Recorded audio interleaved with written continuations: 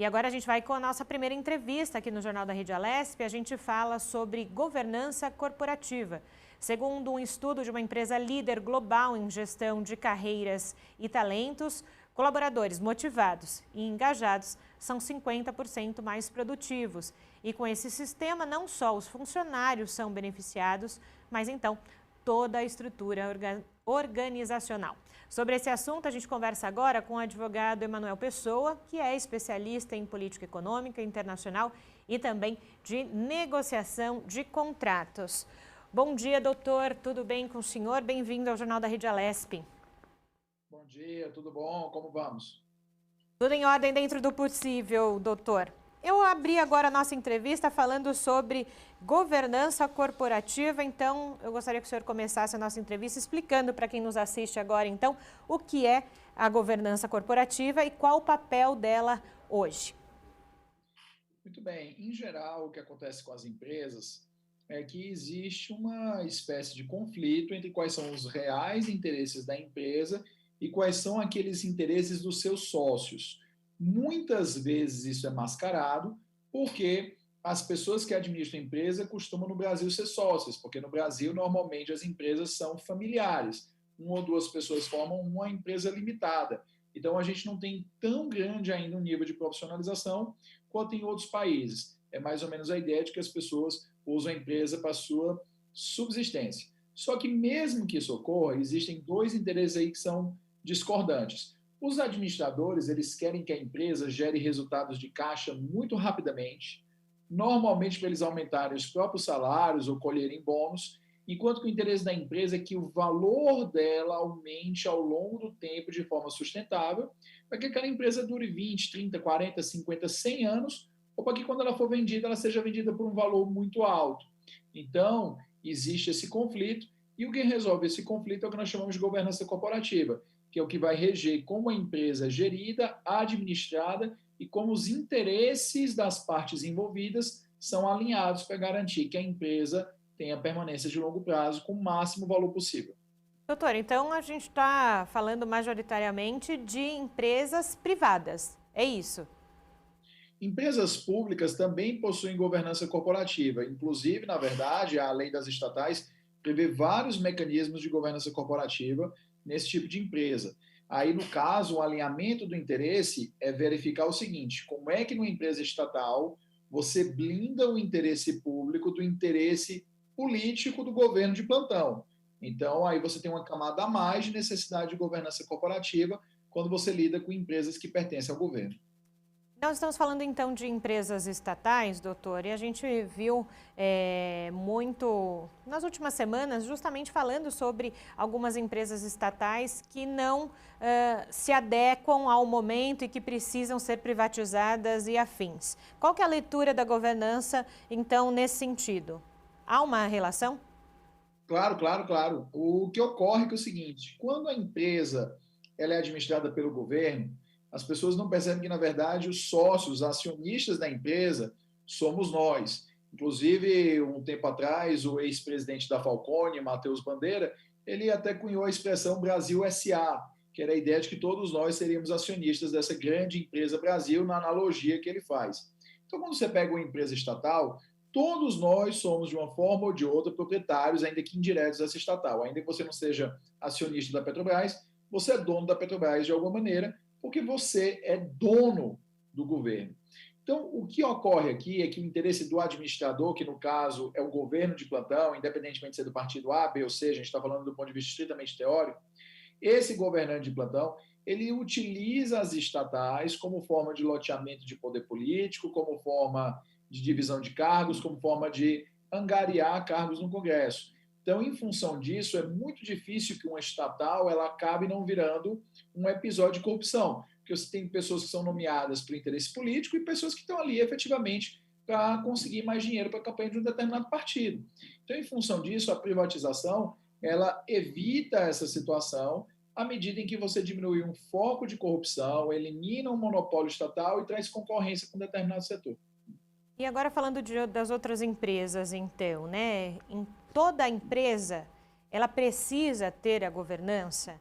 é algo essencial para a administração e para aquilo que ela deseja de planejamento?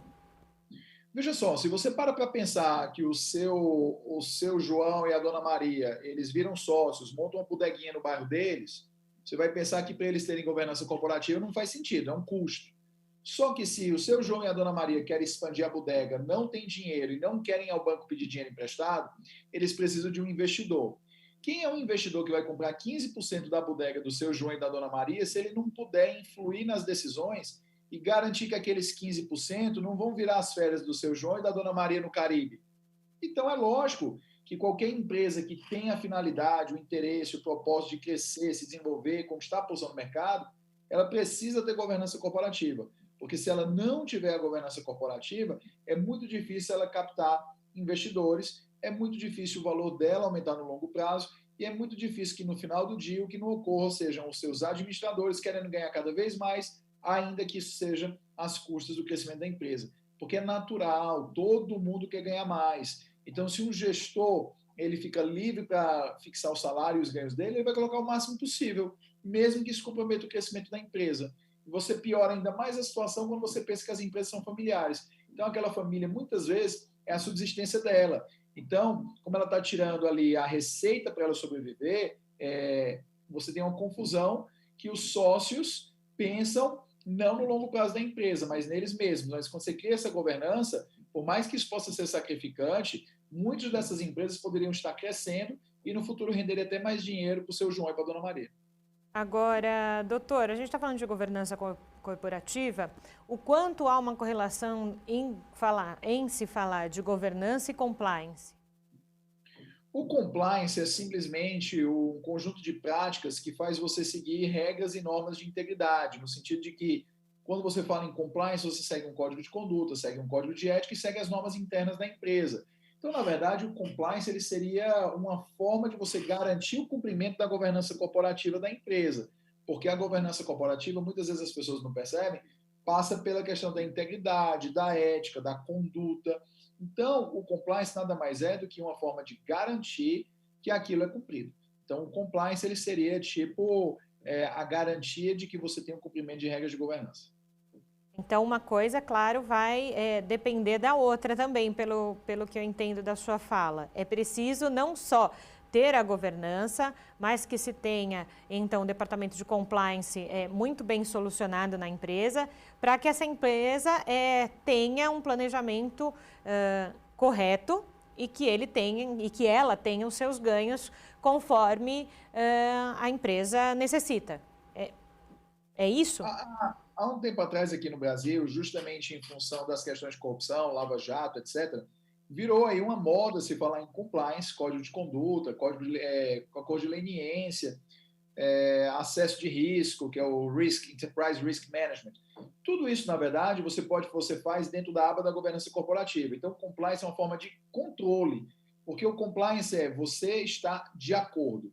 Você dizer que você está compliant significa que você está de acordo. Então, o compliance é aquela parte que ela garante que as regras internas da empresa são efetivamente cumpridas e não apenas conversa para boi dormir ou para inglês ver. Perfeito. Eu faço essas perguntas para o senhor, doutor Emanuel, justamente porque é um tema que não é muito do dia a dia, né? Das pessoas e até quem nos assiste nesse momento pode ter alguma dúvida, principalmente que a gente está falando de empresas privadas muito mais do que empresas públicas, né? Apesar do senhor ter feito aí uma correlação entre uma e outra. E como funciona isso para o mercado? As empresas que têm uma governança corporativa, elas são melhores vistas pelo mercado? Existe isso também ou não? É um jeito de se pontuar cada empresa dentro do setor, de cada setor? Eu vou te responder a pergunta pedindo para você pensar comigo, tanto você quanto o nosso telespectador. Imagina a seguinte situação. Imagina que tem uma empresa que ela parece promissora e você coloca dinheiro nela. Só que você não tem nenhuma possibilidade de saber como são as reuniões, entender como é o processo de decisão, verificar os relatórios, nada. Não te dão nada. Nada. Você fica no escuro. Ou seja, é um risco muito maior. Agora imagina que você tem uma empresa na qual você não apenas tem acesso aos relatórios, às informações, como você participa das decisões. Não significa que com 10% da empresa você vai tomar a decisão, mas eles te chamam, eles te ouvem, eles te respeitam, eles dão direito a voto. Então você se sente muito mais seguro de aplicar dinheiro naquela empresa. Se as duas empresas têm a mesma possibilidade de retorno, você confia muito mais na empresa que te dá mais segurança, então ela vale mais. Para você aportar dinheiro numa empresa que te dá menos segurança de participar das decisões dela, o retorno provável tem que ser muito mais alto. Isso faz com que, naturalmente, em mesma situação, empresas com melhor governança, elas valem muito mais do que empresas com pior governança. E agora, como então uma empresa pode implantar a governança corporativa dentro dela e que seja efetiva? Olha, a principal coisa é, primeiro, a ter a vontade, né? Porque se os sócios não têm vontade real de implementar a governança corporativa, ela nunca vai existir. Segundo ponto é contratar ajuda especializada, nesse caso, advogados especializados em governança corporativa ou consultorias próprias do tipo, inclusive até mesmo algumas daquelas grandes consultorias internacionais que têm braços de governança corporativa. Então, essas são as etapas, mas o primeiro ponto é os sócios têm de querer. Se eles não quiserem, não adianta nada. Perfeito, então, doutor Emanuel Pessoa, agradeço a contribuição do senhor hoje aqui no Jornal da Rede Alesp. Bom trabalho para o senhor. Para você também, muito obrigado, fica com Deus.